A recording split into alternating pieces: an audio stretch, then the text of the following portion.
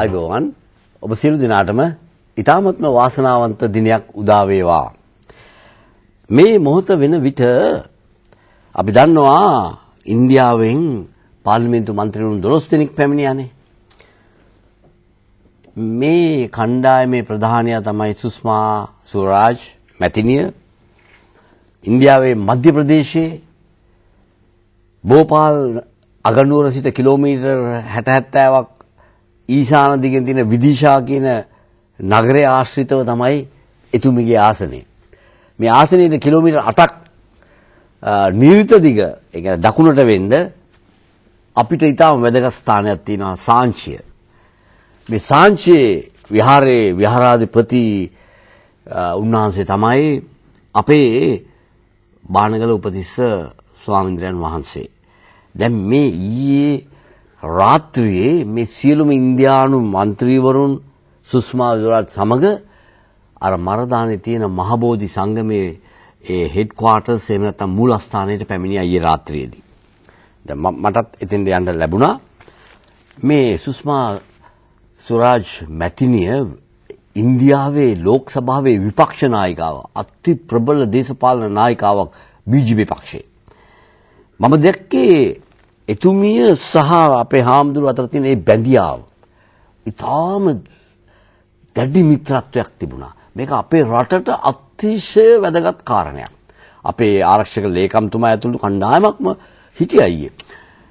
එතුමියගේ කෙටි දේශනයේදී කියනවා සෑම වර්ෂයකම නොවැම්බර් මාසයේ වෙන විට මම මේ සාංචියේ අපේ හාමුදුරුවන්ගේ ස්වාමීජී කියලා කියන්නේ අපේ හාමුදුරුවන්ගේ මේ වාර්ෂික පැවැත්වෙන උත්සවයට මම සහභාගී වෙලා තියෙනවා. විශාල සංඛ්‍යාවක් ලංකාවෙන් සෙනග එනවා එදාට. විශාල සංඛ්‍යාවක් බෞද්ධ භික්ෂුන් වහන්සේලා විශාල සංඛ්‍යාවක් එනවා කියලා එතුමිය කිව්වා. ඒ විතර නෙවෙයි එතුමිය කියනවා මේ අපේ රටවල් අතර තියෙන බැඳීම අවුරුදු දහස් ගානකට ඈතින් තිබෙන මේ බැඳීම පටන් ගත්තේ මේ මගේ ගමෙන්ලු. විදිශා කියන ගමෙන්ලු. ඒකට හේතුව තමයි අශෝක රජතුමාගේ පුතත් දුවත්. අපි දන්නවා මිහිඳු මහ රහතන් වහන්සේ සහ සංඝමිත්තා තෙරණියන් වහන්සේ පැමිණියේ මෙන්න මේ ගමේ ඉඳලා එතුමිය ඊයේ කිව්වා. ඉතින් එතුමිය බොහොම සතුටින් රාත්‍රී භෝජන සංග්‍රහයකුත් තිබුණා. මේ අවස්ථාව අපි දැක්කේ මම දැක්කේ අතිශය අපේ රටට වැදගත්ම සම්බන්ධතාවයක් මේක. අපි අපේ පුරවැසියන් ආගමික නායකයෝ වෙන්න පුළුවන් කවුරු හෝ වෙන්න පුළුවන්. නමුත් වෙනත් රටක රාජ්‍ය නායකයෝ සමග මිත්‍රත්වයක් ඇති කරනවා නම් ඒක අතිශය ප්‍රබල කරුණක් වටිනා දෙයක් අපේ රටට. මට මතක් වෙනවා මේ වෙලාවේ අතීතයේදී මීට පෙර හිටපු ඉන්දියාවේ අගමැතිනි ශ්‍රීමති ඉන්දිරා ගාන්ධි මැතිණියගේ හොඳම මිතුරෙක් වෙලා හිටියේ අපේ රටේ ආචාර්ය ලයනල් එදිරිසිංහ මැතිතුමා. එතුමත් එක්ක ශාන්ති නිකේතනයේ රබින්ද්‍රනාත් tagore යටතේ මේ දෙදෙනාම තරුණ වයසේදී අධ්‍යයනය කරලා තියෙන හොඳ මිතුරුකමක් දැක්කා. මම ඒක ජීවමානව අත්දැක්කා. ඉන්දිරා ගාන්ධි මැතිණිය කොහොමද ලයනල් එදිරිසිංහ මැතිතුමාට තිබිච්ච ගෞරවය සහ බැඳීම. අසනීප වුණාම කෙලින්ම තානාපති ඉන්දියානු තානාපතිතුමා ගෙදරට ඇවිල්ලා බලනවා ඉන්දිරා ගාන්ධි මැතිණිය කිව්වා බලන්න ඔබතුමාගේ සුව දුක් කියලා. මේවා ඊටම වැදගත්. ඒකම තවත් වැදගත් සිද්ධියක් වුණා ඊයේ රාත්‍රියේදී මම ඉන්දියානු මහ කොමසාරිස්තුමාගෙන් එක්ක කතා කරා මම කිව්වා අපි මොනතරම් ආදරෙන්ද ඉන්දියාවට හිටියේ. නමුත් අද අපේ ජනතාව ජිනීවා ප්‍රශ්නේදී හරි දුකටපත් වෙලා ඉන්නේ දැන්. හරිම අපිට කනගාටුයි මේකට. මේකට මොකද්ද අපි කළ යුත්තේ? මේක නැවත අපි ගොඩනැගිය යුතු නේද කියනකොට මේ අශෝක් කාන්ත මේ ඒ හයි කමිෂනර් මහ කොමසාරිස්තුමා මගේ අතින් අල්ලගෙන තද කරලා කියනවා අනිවාර්යෙන් අපි ඒක කරනවා කිව්වා. නැවතත් ශ්‍රී ලංකාවයි ඉන්දියාවයි අතර තියෙන මේ සුහදත්වය අනිවාර්යෙන්ම වර්ධනය කරනවා කියලා එතුමා අත අල්ලගෙන තද කරලා කිව්වා. මේක හොඳ ප්‍රවෘත්තියක් අපිට ඕනන්නේ ඒකයි. අත් වශයෙන්ම මේ සුෂ්මා ස්වරාජ් මැතිණිය කණ්ඩායම පැමිණීමත් එක හේතුවක් ඒකයි. ඒක නිසා තමයි අපි බලමු මේ පින්තූරේ. දැන් මේ පින්තූරේ දැන් එතුමිය ලංකාව වටේම ගියා. එතුමිය ඊයේ කියනවා පාන්දර 6 ඉඳලා මම මේ එනවා. ඒ ස්ථානයට ආවේ ඊයේ දේශගුණයේ ප්‍රශ්නයක් කළා හෙලිකොප්ටර් එක එහාට මෙහාට ගිහලා රෑ 8ට එන්න තිබිච්ච එක රෑ 9ට ආවේ. එතුමිය ඒකට සමාවත් භජනය කළා. මුළු රට වටේම ගිහිල්ලා කියලා දැන් අපි ඒකම බලමු. දැන් මේ වෙත්ත වෙන විට ඊළඟ පින්තූරයට යමු අපි බලන්න. මෙන්න බලන්න. දැන් මේ ඊළඟ පින්තූරේ මේ ඔය ජයලලිතයි කරුණානිධි තමයි ඉන්නේ. කරුණානිධි හිටපු මහ ඇමතිනේ. මේ තමිල්නාඩුවේ දැන් එක්කනානේ ඔය ජයලලිතා ජයරාම් දැන් මේ දෙදෙනාම විරුද්ධ වුණානේ ඔය කණ්ඩායම ලංකාවට ආවට. ඒ අයගේ නියෝජිතව එව්වෙත් නැහනේ. එව්වෙත් නැහැ. දැන් අපි දැක්කා දැන් මේකෙන් අපිට පැහැදිලිව පේනවා මේ කණ්ඩායම ඇවිල්ලා ලංකාවේ සත්‍ය తত্ত্বය ඉන්දියාවේ ලෝක සභාවටයි ලෝකෙටයි හෙළිදරව් කරනවා. ඒ හෙළිදරව් කරනකොට පැහැදිලිවම අපේ රට මොන තරම් ශිෂ්ට සම්පන්න විදියට අපේ දෙමළ ජනතාවට ඒ යුතුයකම ඉෂ්ට කළා තියෙනවාද කියන එක ඔප්පු වෙනවා. මේකයි ප්‍රධාන හේතුව. ඒක දැන් මෙතන මේ ඔය ප්‍රවෘත්ති කියන්නේ ප්‍රාන්තවලට බලතල බෙදීමේ විපාක කියලා. මේක හරි ලස්සන කතන්දරයක්. දැන් ඒක කියනවා ඉන්දියා ත්‍රස්ත මර්දන ආයතනයක් පිටවන්න යනවා ඉන්දියාව. ඒක පිළිබඳව ජයලලිතා ඇතුළු මහමෙතුරු දැන් මේ ජයලලිතා විතර නෙවෙයි නරේන්ද්‍ර මෝඩි ගුජරාට් මහමෙතුමා එතකොට ඔරිස්සාවේ මහමෙතුමා බිහාරේ මහමෙතුමා නිතිෂ් කුමාර් මේ ඔක්කොමලා විරුද්ධ වෙලා තියෙනවා මේ ත්‍රස්ත මර්දන ආයතනෙ පිහිටවනවට. හැබැයි මේක පිහිටවන්නේ මහා ආණ්ඩුවෙන්.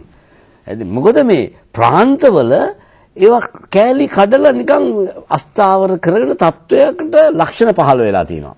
දැන් ඒකනේ දැන් ওই මහයමැති හිටපු මහයමැති කරුණානිධි කියනවානේ ලංකාවේ ඊළමක් පිහිටන්න කියලා. දැන් අපි දැක්කා ඒකට විරෝධය පාලා තිනවා අපේ ආරක්ෂක ලේකම්තුමා. නමුත් මම නම් කියන්නේ මේකට විරෝධය පාන්න ඕනේ අපේ සම්පූර්ණ විදේශ අමාත්‍යාංශය රජයයි මේ ප්‍රකාශය පිළිබඳව අපි දැඩි විරෝධය ප්‍රකාශ කරන්න ඕනේ.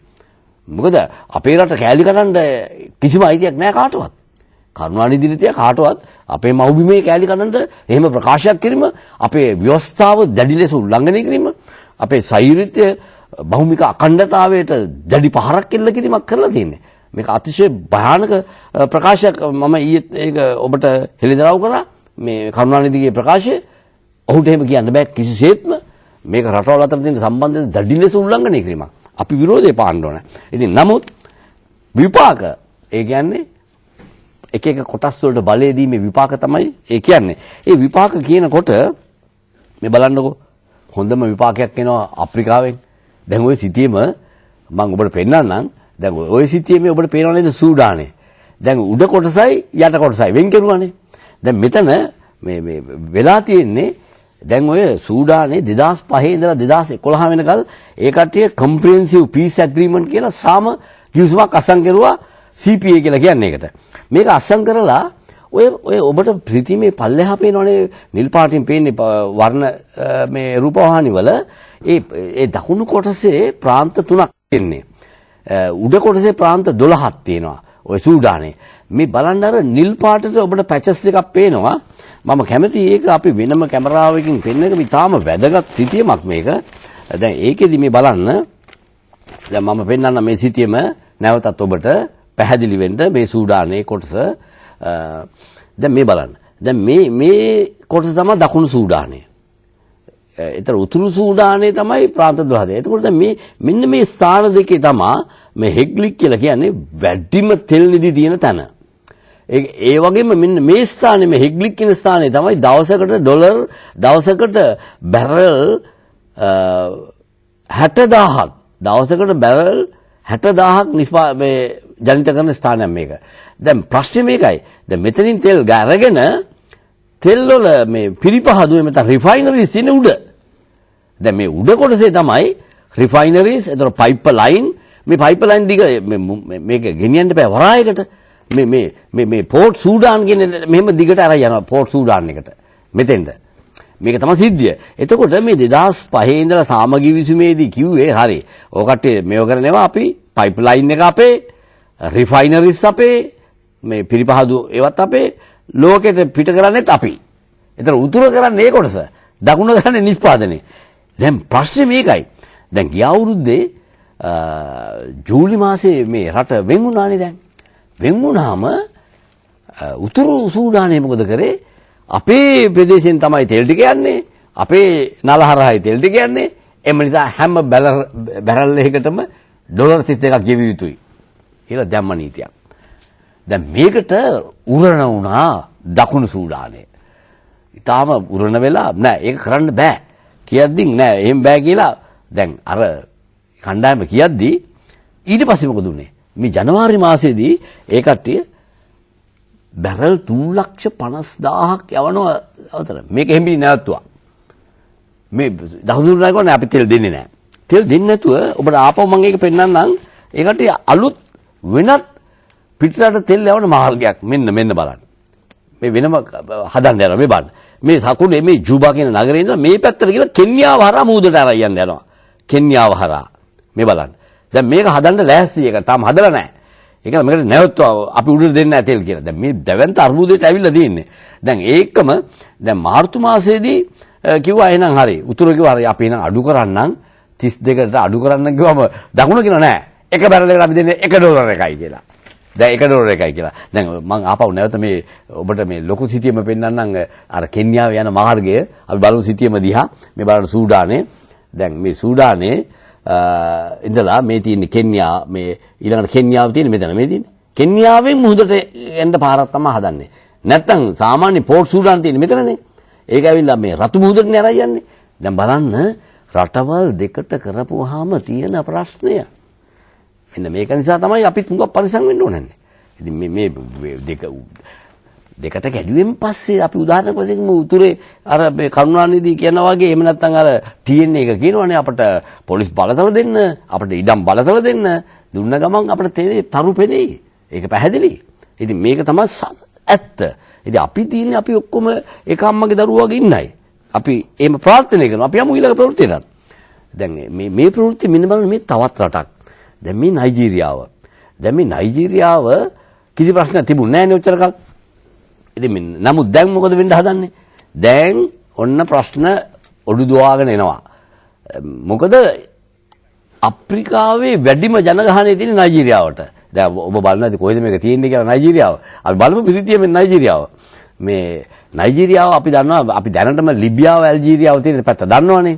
හරි දැන් අපි බලමු මේ බලන්න මේ ලිබියාව ඇල්ජීරියාව තියෙන පැත්ත. ඉතින් දකුණට තමයි මේ තියෙන්නේ නයිජර් කියන රටනේ. එතනිමුත් දකුණට යමු. මේ තියෙන්නේ මෙන්න නයිජීරියාව දැක්කද? මේ අප්‍රිකාවේ වැඩිම ජනගහනය මිලියන 160කට කිට්ටුයි දැන්. මේ දැන් මොකද වෙන්නේ? මේ උතුරු ප්‍රදේශයේ මෙන්න මේ ඊසාන පැත්තේ වෙනම කල්ලියක් මේ තත්ත්වවාදී කණ්ඩායමක් ඇතුළේ රට දැන් දෙකට කඩන්න හදනවා. මොකද හේතුව? මේකේ තෙල් පිරීලා තියෙන්නේ. තෙල් නිදි පිරීලා. අපි දන්නවා තෙල් නිදි තිබ්බොත් අර යක්ෂයාගේ රටවල් කරන්නේ මොකද්ද කියලා අපි දන්නවා මේ වෙනකොට. විනාශ කරනවා. ඒව ග්‍රහණය කරගන්න හදනවා. මේක තමයි කරන්නේ. ඉතින් දැන් නයිජීරියාවේ වාග් ප්‍රවෘත්ති අපිට බොහෝ ප්‍රවෘත්ති අනිවාර්යෙන් එනවා මේ මම අවුරුද්ද මුලදීත් කිව්වනේ. අනිවාර්යෙන් නයිජීරියාවේ ප්‍රවෘත්ති එයි ඉස්සරහට. මොකද එතන දැන් හදන්න හදනවා. එතන ත්‍රස්තවාදී කණ්ඩායම් හදලා එතන රට දෙකට කරන තත්වයක් වගේ තමයි තියෙන්නේ. වෙනම කණ්ඩායමක් කියලා රුතුරේ කණ්ඩායමක් කියලා අපිට ඒක වෙන් කරන්න කියලා. ওই තත්ත්වය තමයි ඇතිවලා තියෙන්නේ. අපි යමු තව විනාඩි කිහිපයයි තියෙන්නේ ඊළඟ ප්‍රවෘත්තියට යමු. මේ බලන්න. ලිබියා ඇල්ජීරියාව leaders discuss Gaddafi family. දැන් මේ ඔබට මතකයිනේ මේ සිටි මේ ලිබියාවයි ඇල්ජීරියාවයි අපි පොඩ්ඩක් සිටීමකට කියලා මේ ඔය ප්‍රවෘත්තිය තව විනාඩියයි තියෙන්නේ. නමුත් අපි බලමු මේ සිටීමට ආපහු නැවතෙමු. දැන් මෙතන ඔබට මතකනේ මේ තියෙන ලිබියාව. දැන් ලිබියාවේ මවුම ගඩාෆි ඝාතනය කරනකොට මෙතනින් පැනලා ගියා ඇල්ජීරියාවට එතුමාගේ පවුල ඒ කියන්නේ බිරිඳ දුව සහ පුතාලා දෙන්නේ. එක පුතෙක් ඝාතනයට ලක් වුණා අනිත් පුතා දැන් හිරබාරේ ඉන්නවා. මේ සයිෆ් ඉස්ලාම් කියන පුතා. දැන් මෙන්න මේ ඇල්ජීරියාවට මේ ලිබියාවේ වර්තමාන 나යකයා ජබෙල් ගියා එතෙන්ද. ගිහිල්ලා අපි අපේ තිබිච්ච හිත අමාරුකම් නැති කරගමු කියලා කියනකොට එතකොට දැන් මේ පවුල අපි මුකුත් ඒ කට්ටියට කරදර කරන්නේ නැහැ. ඒ කට්ටිය තියාගත්තකට අපි ස්තුතිවන්ත වෙනවා කියලා දැන් කතාවකට යනවා. නමුත් ඒකම කියනවා බැරි වෙලාවත් මේ කට්ටිය මේ ඇල්ජීරියාවේ ඉඳලා නැවතත් ලිබියාවට ඇවිල්ලා අපේ රජය පෙරලන්න උත්සාහ කරනවත් ඉඩ තියෙනවා කියලා එහෙම කතාවකුත් කියනවා. අපි කෙසේ වුවත් දැන් වෙලාව හමාරයි. අපි නැවතත් හෙට උදේ 7ට නැවතත් ලෝකෙ වෙන්නේ මොකද්ද කියලා සොයා බලමු. අපි හැම විටම ප්‍රාර්ථනා කරමු අපේ රටට කිසිම උවදුරක් නොවේවා කියලා අපි ප්‍රාර්ථනා කරමු. හැම විටම මාතෘ භූමියට ජය වේවා කියමින් වැඩසටහන අවසන් කරනවා. ඔබ සියලු දෙනාටම ආයුබෝවන්.